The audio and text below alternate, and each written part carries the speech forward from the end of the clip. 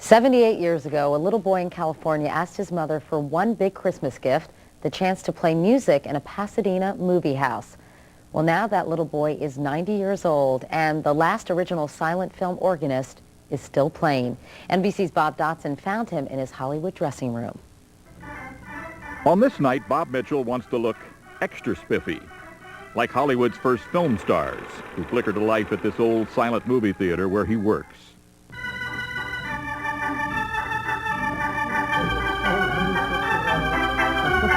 Mitchell has never had a silent night in this place. His music gives these old movies sound.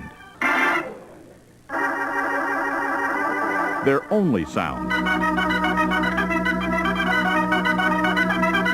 He started belting out tunes in silent movie theaters at age 12 on Christmas 1924.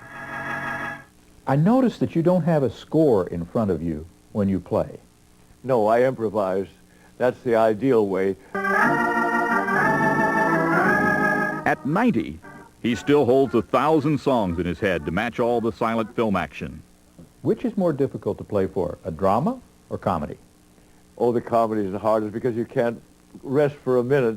You have to keep going all the time. 2 hours a night, 2 nights a week. He packs them in here in Hollywood at the only full-time American. It's official. You're in the silent movie theater. How are you? Do you still practice at your age? Oh, yes. If I don't practice every day, I notice it. And if I don't practice every day for a week, the public notices it. Charlie Lustman, Mitchell's boss, wonders if someone 90 should work this hard.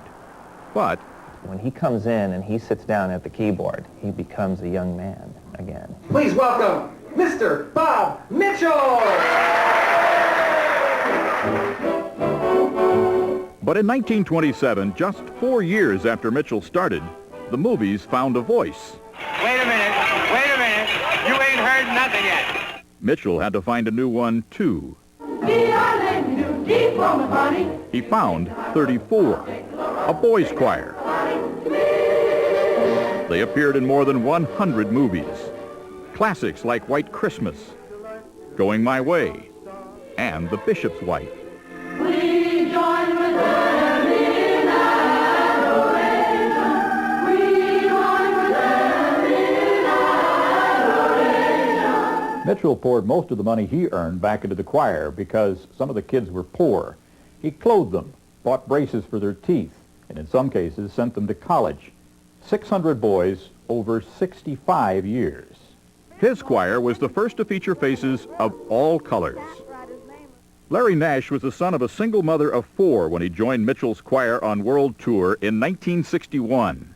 The things that I learned from teaching kids. Oh, give me all. Mitchell's boys learned more than music. They grew up to be doctors and diplomats and bishops. One, Vince Morton, came back to look after his old teacher. What was your single most important lesson that Bob Mitchell taught you? You can't depend on things to go the way they're supposed to go. Vince had to sell his house after a bout with cancer and no insurance. Mitchell gave him a job. Perhaps the old teacher's favorite song explains why. I want to be happy, but I won't be happy till I make you happy too. Bob Mitchell spent much of his life at the edge of a screen with his story in the shadows.